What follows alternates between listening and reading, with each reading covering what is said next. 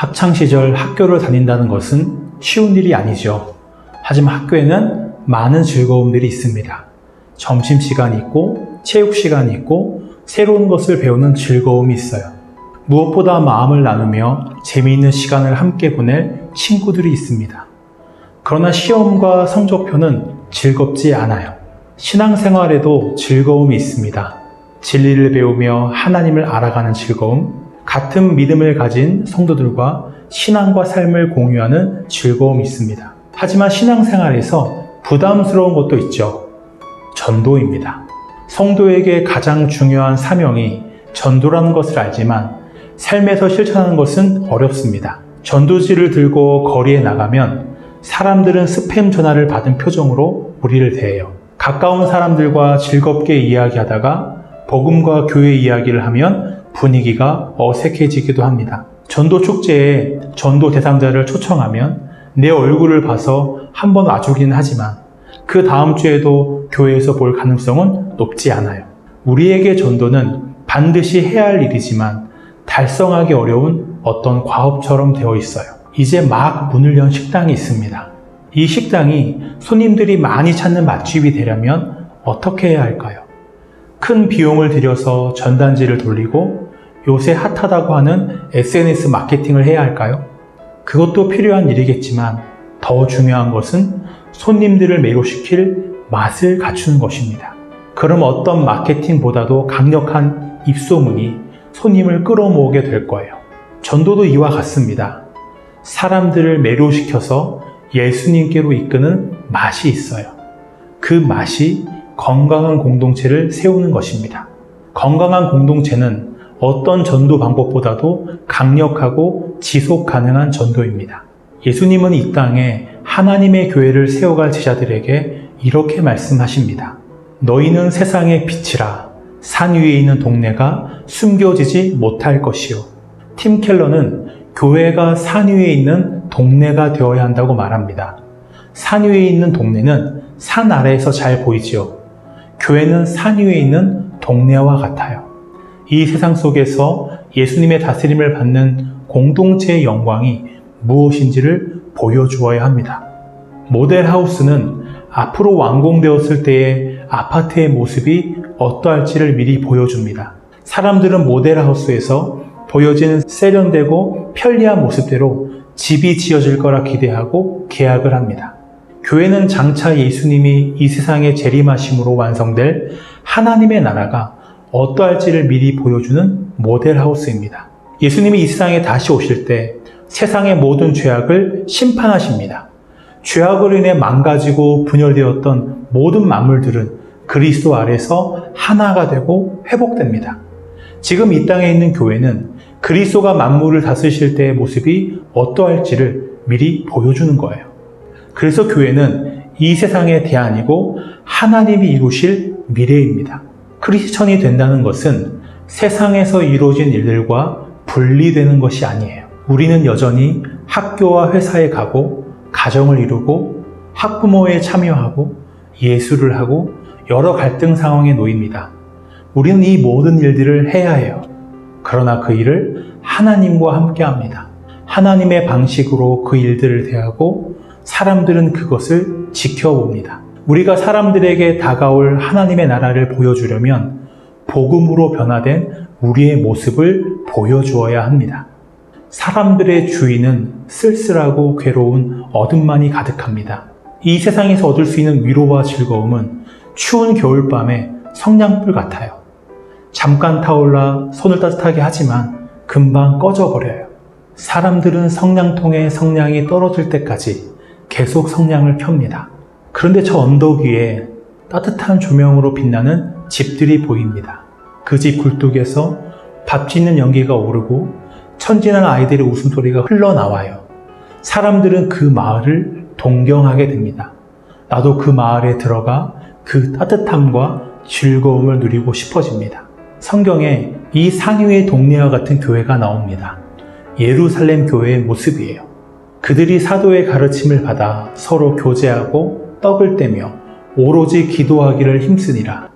또 재산과 소유를 팔아 각 사람의 필요를 따라 나눠주며 날마다 마음을 같이하여 성전에 모이기를 힘쓰고 집에서 떡을 떼며 기쁨과 순전한 마음으로 음식을 먹고 하나님을 찬미하며 또 온 백성에게 칭송을 받으니 주께서 구원받는 사람을 날마다 더하게 하시니라. 예루살렘 교회는 사도의 가르침을 받았습니다. 가르침을 받았다는 것은 단순히 들었다는 의미가 아니에요.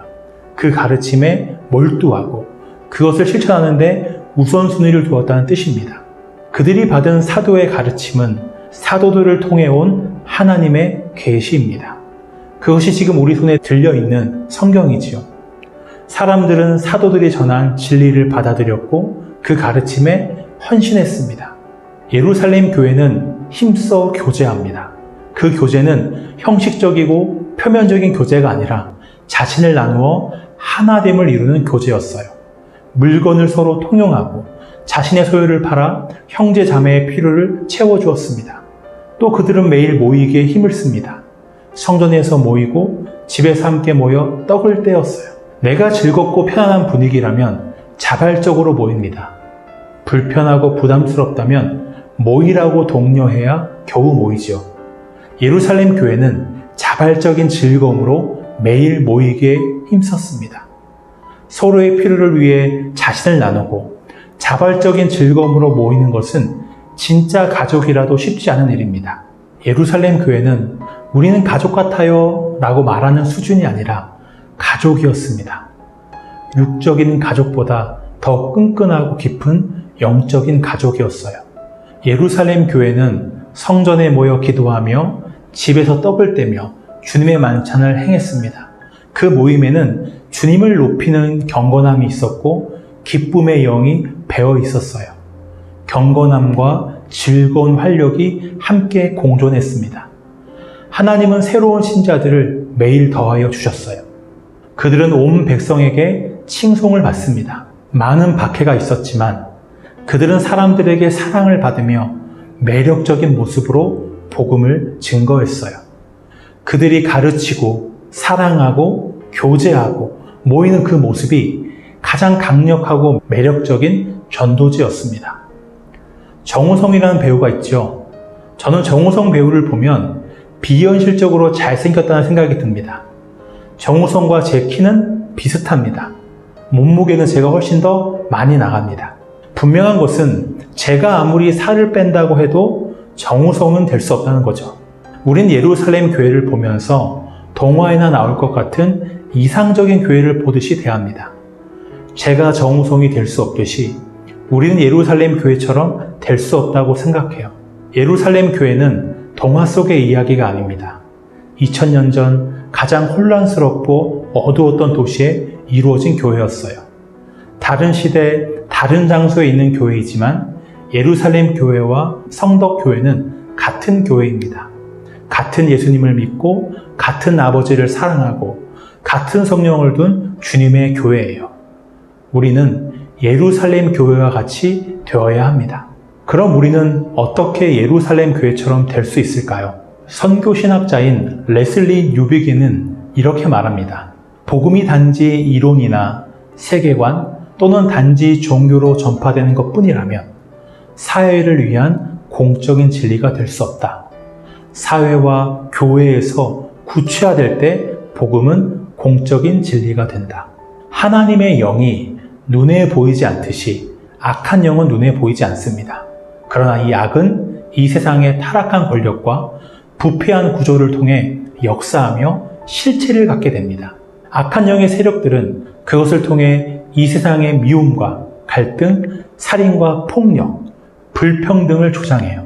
교회는 이 악을 어떻게 이기며 이 땅에 하나님의 나라를 이루어갈 수 있을까요? 단순하게 생각하면 교회가 그 권력의 자리에 앉게 되면 선교의 문이 열리고 사회를 개혁할 수 있을 거라 기대합니다. 지금까지 우리나라는 2명의 장로님이 대통령으로 선출되었고 국회의원의 3분의 1 이상이 개신교 기독교인들이에요. 개신교는 이 사회의 주류가 되었습니다. 그에 비례해서 선교의 문이 열리고 있나요? 아니면 점점 닫히고 있나요? 교회가 권력의 자리에 앉음으로 세상의 악을 이긴 적은 없습니다. 오히려 그 세상의 악을 닮아갔을 뿐이에요. 세상의 악을 이기는 길은 오직 복음의 능력으로만 가능합니다. 복음이 말씀으로 선포될 뿐만 아니라 성도의 삶에서 실천되고 구현될 때 악을 이길 수 있습니다. 로마 제국은 넓은 영토를 차지하고 서양 문명의 기틀을 놓았지만 악한 시스템으로 많은 나라와 국민들을 압제했습니다. 교회는 그 악한 시스템 아래서 많은 피를 흘려야 했지만 결국 승리합니다. 교회의 승리는 로마 권력의 꼭대기를 장악함으로 이루어진 것이 아니에요. 순교자들이 콜로세움에서 무릎을 꿇고 예수님의 이름으로 자신들을 핍박하는 황제를 위해 기도했을 때 이루어졌어요. 아버지, 저들을 사하여 주옵소서. 자기들이 하는 것을 알지 못함이니이다. 예수님이 십자가 위에서 하신 용서의 기도가 그분의 교회를 통해 구현될 때 복음은 사랑으로 로마를 정복했습니다. 복음에 담긴 사랑이 그것을 전하는 우리의 모습에 나타날 때 사람들은 우리가 전하는 진리를 신뢰하게 될 것입니다. 우리가 전도를 어려워하는 것은 첫째로 복음을 전하는데 무관심하기 때문입니다. 내가 복음을 전했을 때 상대의 거절과 그것이 나에게 상처가 되지 않을까 하는 두려움이 있어요. 개인적으로, 사회적으로 복음을 전하기 어려운 상황일 수도 있습니다. 나는 너무나 바쁘고 힘들어서 전도에 신경 쓸 여력이 없어요. 코로나 상황에선 더 그렇습니다. 전도에 대한 무관심, 두려움, 담대함의 부족은 지금 내 안에 복음이 주는 기쁨이 없기 때문이에요. 복음으로 인해 하나님의 사랑을 누리는 기쁨은 복음을 전하게 하는 에너지가 됩니다. 예수님을 만나 온전케 된 거라사 광인은 자신이 만난 예수를 가족들에게만이 아니라 대가볼리 지역 전체에 전했어요. 예수님을 만난 수가성 여인은 물동이를 버려둔 채 자신을 멸시하던 성읍 사람들에게 가서 자신이 만난 예수를 전합니다. 복음으로 예수님을 만난 기쁨은 우리로 침묵하지 못하게 해요. 만일 내게 그 기쁨의 에너지가 없다면 우리는 회개하고 그것이 내게서 흘러나올 때까지 하나님을 찾아야 합니다. 복음 안에서 우리는 하나님의 사랑을 경험합니다. 하나님의 사랑은 사람들의 거절을 두려워하지 않는 담대함을 줍니다. 내 안에 복음 전파에 대한 두려움이 있다면 우리는 그 두려움이 사라질 때까지 복음에 대해 묵상하며 나를 향한 하나님의 용서에 대해 생각해야 합니다. 남아프리카의 목사인 프랭크 리티프는 이렇게 말해요. 그리스도가 없는 사람들은 지옥에 갑니다. 당신이 정말로 이것을 믿는다면 당신은 위험을 감수해야 하며 모험을 해야 하며 실패할 각오를 해야 합니다. 하나님은 지옥에 가야 할 나를 살리시기 위해 자신의 아들을 버려 죽게 하셨습니다. 내가 정말로 이 사랑을 확신한다면 나의 이웃을 살리기 위한 어떠한 위험도 무릅쓰게 될 것입니다.